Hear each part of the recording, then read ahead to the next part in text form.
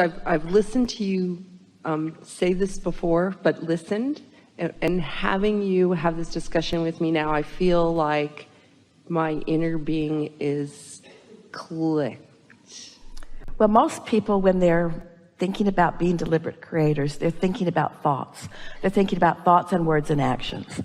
Well, we understand that because every emotion you feel is about the mixture of thoughts. Here's the best way of explaining it to you. Your inner being has been around you always, and your inner being knows who you are and what you want and is keenly calibrated to that.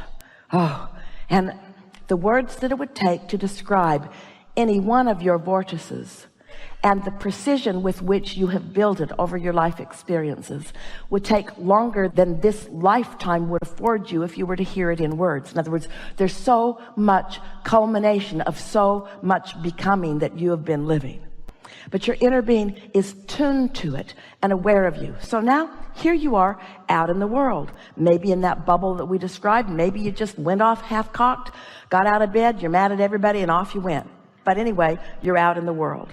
So your inner being is aware of where you are and every encounter you have. So you meet someone and you have a reaction to them because there's a mixture of what they've got going on vibrationally and what you've got going on vibrationally. So you have an experience. You might even say you're having an opinion of this exchange that you're having. In the same moment, your inner being is having an opinion. But your inner being's opinion is based upon a whole range of criteria that yours might not be, like the bigness of your life, the bigness of who you are, and all of the components of things that matter to you. Not just prosperity and not just personal well-being, but upliftment and on and on and on and on and on and on and on. So your inner being has an opinion about what's going on. So in a very rudimentary way, let's say, for example, this person is not tuned in, and the reason that you're rendezvousing with them is because you're not either. It's always that way. And you have a reaction to their whatever, to their rudeness or to their whatever. Well, the reason that that feels like it feels to you is because your inner being simply loved them and understood them and called them to their highest good. And the fact that you didn't leaves you feeling the absence of harmony or the offness of the calibration. In other words, you calibrated with the physical world. You didn't calibrate with your spiritual world. You didn't calibrate with your source. You can't be angry and be calibrated with your source. Well, the nice thing is, the more you meditate and the more you deliberately calibrate, the more you'll catch it in the early subtle stages. So when you're off a little, you can adjust it before law of attraction gets hold of it and momentum gets underway and it gets out of hand. That's why beliefs get out of hand, is because you calibrate and then you attract and then you say, see, it is true. And then you join groups and you talk about what happens and you calibrate more until you have this argument around the world about what truths are. And we say, you can make anything true that you focus upon because the law of attraction will bring you the data about what you're offering as a vibration. So do you want to make hate true or do you want to make love true? Do you want to make your balance true or do you want to make your imbalance true? Do you want to make your love true or your hate true, your abundance true or your lack of abundance true? You get to choose what it is. Your inner being already knows what you want and is always true to what you want. Other people in the world, that's not their job. It's not their job to be the calibration that calibrates you to what you want. Now, there are a lot of people that do. Lots of ministers and mothers and teachers and friends really care about you, and they do their best to calibrate on your behalf. And when you hold one of them as your object of attention, it feels really good, but it makes you dependent upon things that are unreliable because they are few and far between. Those who will hold steady to who they know you really are when you're behaving in a way that is not who you really are. But your inner being always is there for you, always is calibratable. Always it is possible to calibrate to your inner being. Well, we're using that word a lot. What do we mean by that? Resonate with it. What else do we mean? Sync. What else do we mean? Feel the emotion of it. Anytime you feel negative emotion, you're not calibrated to your inner being or to what you want. Anytime you feel negative emotion, that's just the way it is. You're calibrated to something else. You're calibrated to your rebelliousness. You're calibrated to what's wrong in the world. You're calibrated to what's wrong in this moment. And most of all, you're calibrated away from who you really are. So you're not replenishing, you're deplenishing. You're not in sync with who you are. You're not in the receiving mode, so good ideas can't flow. You're in the leave your wallet on the counter and drop your credit card between the slot and the floor and trip over your own shoelace and break your own teeth out mode. That's the mode that you're in. You get to choose. It gets better and better and better and better and better, or worse and worse and worse and worse and worse. And you get to decide where along the way you're going to tune in. You get to decide how far out of balance you're willing to be. Well, a lot of you are willing to get pretty far out of balance because you have found that others feel sorry for you, or that others will support you, or that others will see you as vulnerable. If you get in a bad enough spot, if you dig a big enough hole and crawl out, they'll make a monument for you. There's a lot of rewards from the physical world as you suffer your way into the game that they've been by default playing. Or you can decide, I'm an extension of source energy, and source is aware of me. And source is rooting for me and calling me back into alignment with not just who they are, with that which I really am, and with all things that I desire. And as you care about it so that you meditate every day, and you care about it so that you do your segment intending every day, when you get into a situation where you're not feeling so good, and you ask yourself, as Esther did, the question, wait a minute, is this who I am, or is this who I am? Is this how I feel? Is this really the emotion that best depicts my feeling of my life? No, not even close. Is this? Yeah, it's that one. And so as you continue to make those determinations, what happens is it becomes such a strong part of your vibrational offering that then as you move through the world, that's the way the world shows itself to you. And there's lots of rebels who they'll fight you on that, because you'll say, wait a minute, this is what I see. And they'll say, oh yeah, but you're not looking in the right places.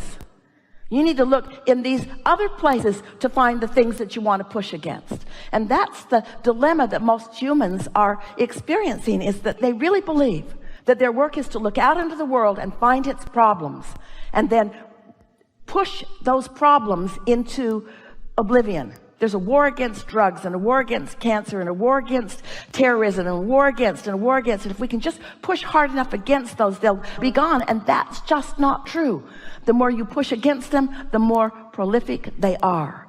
And so when you decide that you're going to tune into who you are, and you're tuned in, tapped in, turned on, and you're standing steady in your own shoes and steady in your own mind, and someone behaves in a way, they don't affect you because it's not about you. It's about them. If you saw someone in the street bleeding, we believe you would help them. But when you see someone in the street flipping you off, you don't feel so helpful. But they need you just the same. They're still asking for the love that they haven't been able to quite calibrate to. So think about this. If there are people in the world, and there are a lot of them, that have been living and observing life and have become rebellious and are pushing against all things unwanted, and they're hurting bad, and you decide you're tired of hurting, and you show yourself that there is another way, and you find relief in meditation, and then you do it often enough that you feel the true momentum of love and appreciation and joy in calibrating to who you are, and then you see someone out there in the world who is hurting, and you love them. You may very well give them, like beaming a satellite dish, a point of attention that they could calibrate to. They can't calibrate to their own inner being because they're so far from that. But if you love them anyway, and why would you love them anyway? Because you're a lover. You love because you're a lover. You don't love because they're lovable. If that were true, you'd all be really gone a long time ago. Source loves you even when you're not lovable, because Source loves. Because Source is love. Not because you're in the vibration of love. Source doesn't remove the vibration of love just because you're in a bad mood. Source just keeps loving. Know that sooner or later, usually later, you'll wind around into something and you'll taste it a little bit. But when you start doing this on purpose, when you start calibrating because you mean it, and you've shown yourself what that note is that you're calibrating to, and then you're walking around in the world and you're feeling good no matter what else is going on, there will be those who will resist you. What are you smiling about? Pretty much everything. What's wrong with you? Aren't you watching the news? Yeah, but I'm looking at it through the eyes of optimism. I'm looking at it for solutions. And I believe in the resources that are available to us that are coming forward. And I have enormous optimism for where we're all going. And actually, you might be giving them a lot more than they want, but I believe in our eternalness. I believe that we are eternal. And I believe that right here and now is all I have control over. So if I can't be present now and feel good, then I'm in deep doo-doo. If I need anything to shape up before I can have a knee-jerk positive response to it, then I'm going to be more unhappy than I am happy all of the days of my life. And I am not willing to do that. I've shown myself that happiness is a choice. Happiness is a choice. And so is clarity, and so is abundance, and so is love, and so is stability, and so is well-being, and so are great ideas, and so are inventions, and so are empires, and so are relationships. All of it is a choice. It is a choice so easy, so at your fingertips. It is a choice, you see. But you got to start with, am I resentful or am I a lover? You just got to make choices all day long. All day long. Esther put her seat back on the airplane, the half inch that it was willing to go. And she felt it bump the man behind. And she looked right around and she said, did I get you with that? He said, it's okay, you just surprised me. And Esther said, I don't need to recline. He said, no, it's okay. No, I don't need to recline. No, it's okay. They were fighting over who should be the nicest one. That's the kind of rebellion you want to be. No, no, no, no. No, no, no. I don't need to recline. No, no, no. Go ahead. Recline. You're not about it. No, no, no, no. It's okay. I don't need to recline. In other words, wouldn't it be nice if those are the kind of arguments that you're having with one another? No, you go. No, you go. No, you go. No, you go. No, you pay. I mean, oh, I'll pay. No, you pay. No, you pay. No, you pay. That's the way it is, isn't it? Helpful? Helpful. Can I slip one more in? Yeah. Why do I cry when I'm happy?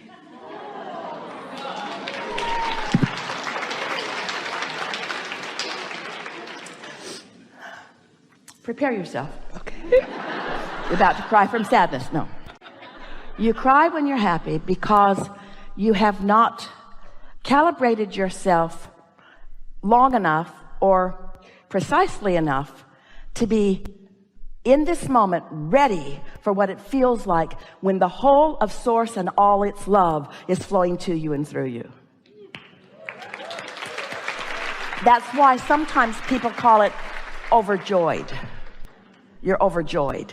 In other words, there's more joy than you have consistently calibrated to.